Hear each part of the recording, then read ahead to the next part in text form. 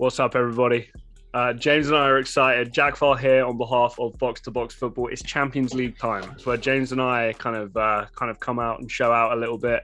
We're into our predictions here, and I've had a little narrow lead since the group stages of 1 point, because every single time James has had the opportunity to catch me up, I've dropped one, but then James has also dropped a different fixture. So I've always been up by one game.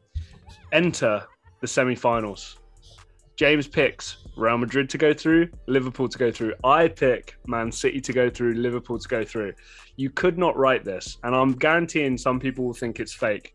Out of the 30 opportunities James and I have had this Champions League season to predict correct outcomes and correct results, out of 30, James is on 19, and heading into the final, I'm on 19 as well.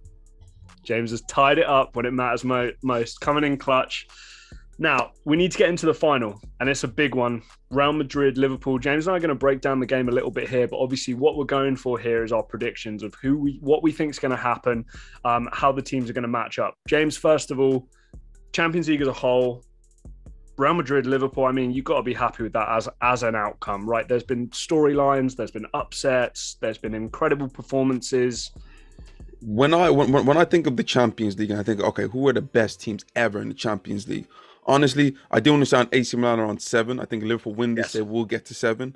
But when you look at it, two of the most accomplished teams in Champions League history are the most accomplished team, and then Liverpool, will probably, if they do win, they'll be second all-time when it comes to accomplishments in the Champions League. But when I think about Champions League and Champions League moments, no greater is Anfield and Liverpool and Real Madrid and the Santiago Bernabeu. Yes, if you're a BT or a Sky, you wanted a Man City Liverpool final.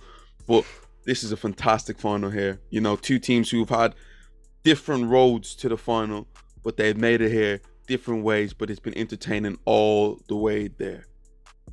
Obviously, it's been moved from where it was initially due to what's happening in Ukraine with Russia. So it is going to be played at the Parc des Princes as well, which is obviously just a little bit of a dig in there for Paris Saint-Germain as to why maybe they should have worked a little bit harder this off-season.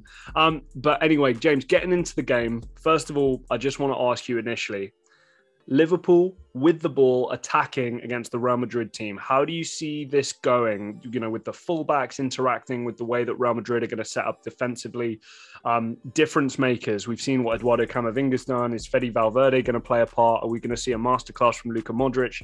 You know, how do you see Liverpool on the attacking side of the ball against a defending Real Madrid team? How do you see that matchup? To me, I don't think much for Liverpool changes. I don't Liverpool don't give me the sign of like, oh, they adapt to what the opposition really give them. Not like a Man City, who are Guardiola obviously likes to chop and change.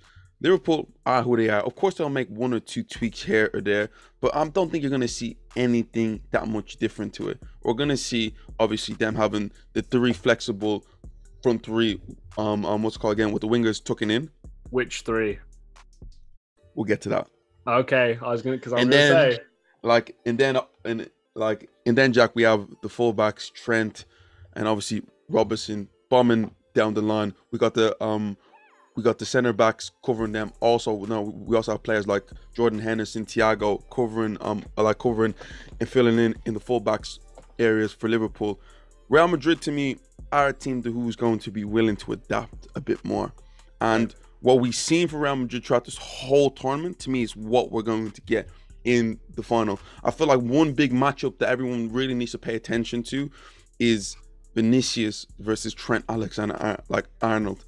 In other years, you would have seen managers would have been like, okay, let's get a more defensive player to take care of Trent in this situation. But to me, it's a brilliant matchup here, because what is Trent going to do? Because obviously he goes in, will he commit to going forward, leaving that space in behind for Vinicius? And we've seen how effective he was against a player like Fernandinho, who didn't have that great defensive aspect to him. So it's something, to me, that's going to be a very interesting lineup there. Yep. Obviously, I haven't mentioned that guy yet, Karim Benzema, and what he offers overall. But what I've seen is that I think this game is going to be played, I don't think tactically, I think it's going to be played in moments, spurts, in moments. And with Real Madrid is that if they can withstand Liverpool's onslaught, which, Jack, let's be honest, Liverpool are going to give that sort of onslaught. Balls into the box. Can they get Mo Salah, Sadio Mane, Diaz 1v1? That's where Liverpool are going to try to get their success at. And if Real Madrid can withstand that, we know how Real Madrid play this game, Jack. They don't play it for 90 minutes. They play at spurts, and when they get you, they get you. So it's going to be, for me, very, very interesting. So for me, on that side of the play with Liverpool attacking Real Madrid, I think you make a really, really good point there, James. The biggest matchup that everybody needs to watch is Trent Alexander-Arnold going a little too hard, going a little too, becoming a little bit exposed going forward, and then somebody like Vinicius Jr. taking advantage of that, or Karim Benzema running a channel in on that back left side for him as well. If you don't think Toni Kroos and Luka Modric can find players like Vinicius Jr. and Karim Benzema on a quick break, if somebody like Trent gets dispossessed or a midfielder gets dispossessed, you're crazy. Trent needs to have a good, intelligent game. We know that his delivery is really, really good. I would argue, this is one of the best dead ball strikers in the world right now. Even with the ball moving and crossing, his deliveries are fantastic. It's, it's Beckham-esque from the right back position. It's incredible. But what does that leave you with defensively? I know James is, certainly one of the people who's been very critical of Trent Alexander-Arnold defensively compared to somebody like a Reece James as we get into England talk going into Qatar. James, going on the other side of the ball here, Real Madrid attacking Liverpool. Is there anything else in terms of that matchup that you can see that's going to be different at all? I mean, I personally think that as much as we want to see Virgil van Dijk and Benzema getting at it, Benzema's going to be moving around and Van Dijk's not going to worry too much about where he is. He's going to kind of allow his teammates to deal with it and just make sure he's in a good position. Anything come to you here with Real Madrid? It's interesting because I feel like the matchup is different. Liverpool play a high line, and will I play into Real Madrid's hands to a certain point yet? But for some reason, no team has been able to exploit that high line. That Liverpool take risks, Jack. They take big risks in certain situations. Benzema isn't that guy. He isn't as mobile as you see someone like an Mbappe, for instance. He isn't going to run in behind a lot. It's balls. He can still move though. He can still move. Yeah, he does. To me, he does move, but it's not going to be something that, let's just say, they played up to him. He's turning, he's beating players and all that sort of stuff. There, Benzema brings players into play. And to me, the most important thing is that when Real Madrid are able to get into Liverpool's half, and that ball is in and around the area, like in around the box. If it's a cross, if it's a ball into his feet, that's where to me Benzema is going to be effective, because Jack, it's anywhere around that area, Jack. It could be half a sniff. He will find a way. So to me, it's going to be interesting, like how Liverpool try and stop him. Do they ask somebody like a Virgil van Dijk to go man for man with him at times, or like are they going to leave him in certain situations where like he drops into the air, he drops into the area? Is someone like let's say Jordan Henderson, is he going to be the one to like almost get in front of him and also stop the ball from coming into him? So there's a lot of stuff that we can look at from that aspect. It's definitely, I think the general play is going to definitely look a little kind of, you'd call it like asymmetric, right? There's definitely going to be a kind of a waiting on one side where, like with Trent coming in, and then with what Vinicius is going to do and how that plays, especially compared to that other wing. Okay, getting into the kind of nitty gritty then. Who have we got winning it? Why? And also, how do you, I know you said it's going to be done in spurts, but I'm wondering what your kind of scores are looking like here. How early are we talking here as well? Because James, I look in midfield. Yes, Thiago has talent. Jordan Henderson's intangibles are incredible. Naby Keita, at times is fantastic. Fabinho's great. But Real Madrid, those three guys that we know of, Eduardo Camavinga, what he's been able to do in these major games. Fede Valverde, I think, is like unbelievably underrated as well. So how's this game going to go to you? What scores are we looking at? I think we need to look quite deep into this. Now, Real Madrid have already clinched the league, and they're kind of like just warming up to the final. My biggest thing when a team clinches a league early is not to take their foot off the pedal. That's to me the biggest thing, because the fact that you're going to take your foot off the pedal and then you're going to go into the biggest game of the season almost having like 3 weeks of not really being as competitive is a bit of a problem there. So as long as Real Madrid, to be fair, Real Madrid are still playing at a good level. They won 5-0 the other day. Vinicius got a hat-trick. Benzema ended up equaling Raul's record all time, and obviously get a few assists there too. So they're still ticking over. Liverpool, on the other hand, are still playing, and to me, at a high level, they just won the FA Cup, and that's a very good thing. I feel like when you still have that concentration and that focus going in, people may say physically it might weigh on you, but I don't think that's that much of an issue. But Liverpool did see Mo Salah go down against Chelsea. The question is he going to be fit to play the Champions League final? Right. Virgil van Dijk went off, Jack, against Chelsea. Is there a problem there too? Liverpool played 120 minutes. Yeah, they still have 2 huge games left in the Premier League with a chance to win the quadruple. And at times, there's a thing called mental fatigue, where it's relentless, it's ruthless for Liverpool. Yep. Liverpool didn't have 1 trophy to go on this year, no 2, 3. Jack, they won 4 competitions. Yeah, and maybe the fact of them winning the FA Cup against Chelsea, it's great for them, but that might have come in a bit of a double-edged sword for them. The fact that they've lost players like a Mo Salah or maybe even a Virgil van Dijk is a bit of a problem there. My winner is going to be Real Madrid. Why? Jack, I'm a man of fate and I'm a man of destiny. What Real Madrid have been able to do this year, Jack, when you really break it down, Jack, it's not physically, it's not right. It's not right. That you outplay for 120 minutes against Paris Saint-Germain. You're 2-0 down. There's like 30 minutes to go. You telling me what? You scored 3 goals in a space of... Jack, they scored 3 goals in a space of like 15, I know, minutes. I get it. It was incredible. Chelsea, they're on their way out. They conceded 3 goals. Chelsea were absolutely brilliant. You know, referee was on their side, giving them a lifeline, but Chelsea still got the goal. Yeah, they should be out. They find a way to come back and score them late 2 goals. And Jack, we've seen what happened against Man City. Is that right, what they did there? No team in history of football's doing what they did. No, I know. In them, like in them 3 ties. And then they got to the point, it's the final. You know, they got a guy who was almost destined to win the Ballon d'Or, and this year he's been decisive in all 3 of the all 3 knockout games this year. James, I mean, just to put this out there too, we've not really talked about this.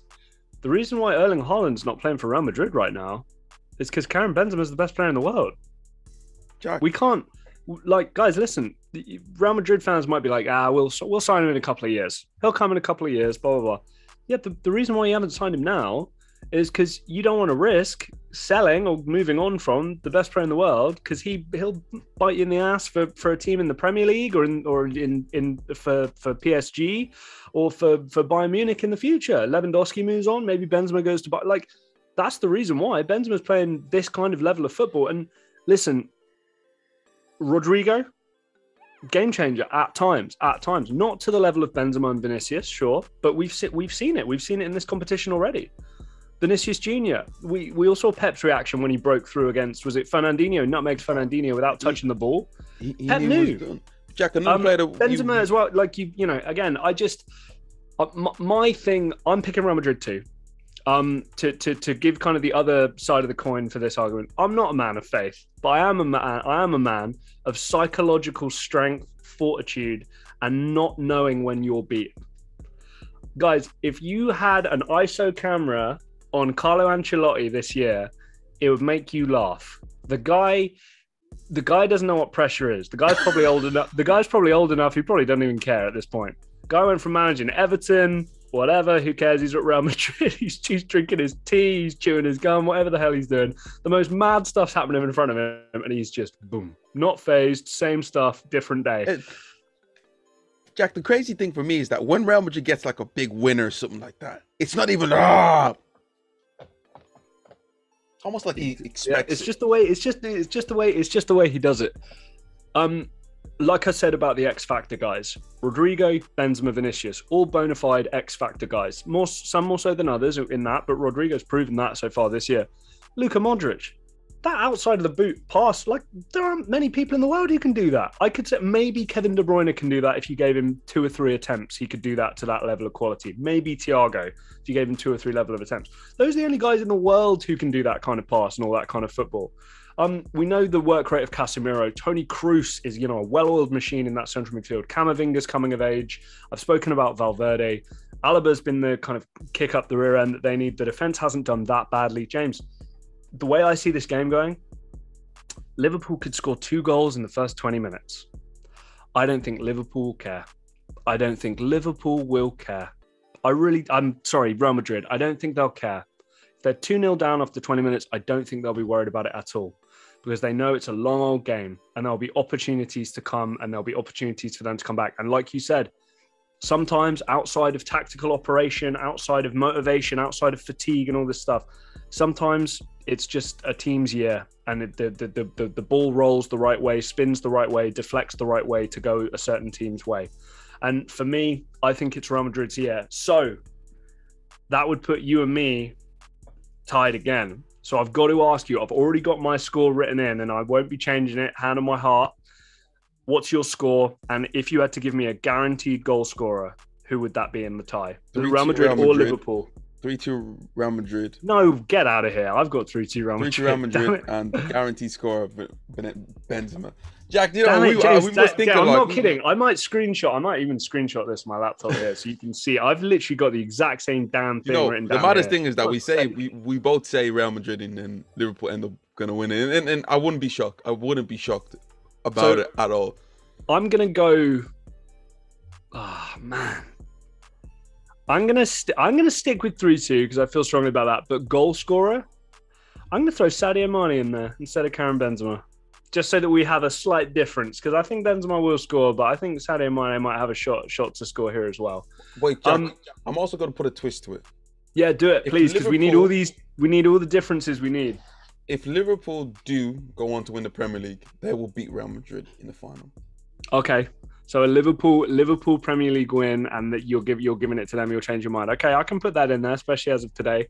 I'm excited. I'm very excited. One thing I thought about though, I'm a little bit sad Sergio Ramos doesn't still play for Real Madrid. Oh, Jack, think about it. Will Mo Salah even play? He's gonna be sitting on the bench next to Sergio Ramos. Yeah, that's probably a good point.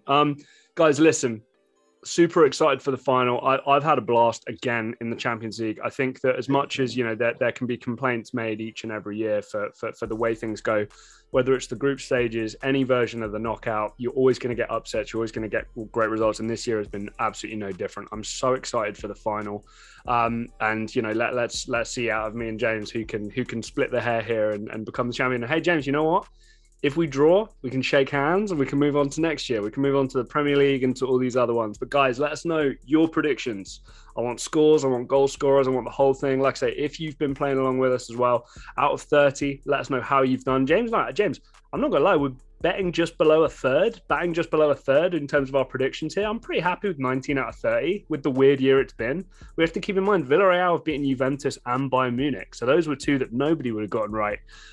Anything else from you, mate? Guys, let us know who you have winning. Liverpool fans, have we underestimated your team? Please comment down below. Let us know. This is Box to Box Football. Like, share, and subscribe, and we will see you guys next time.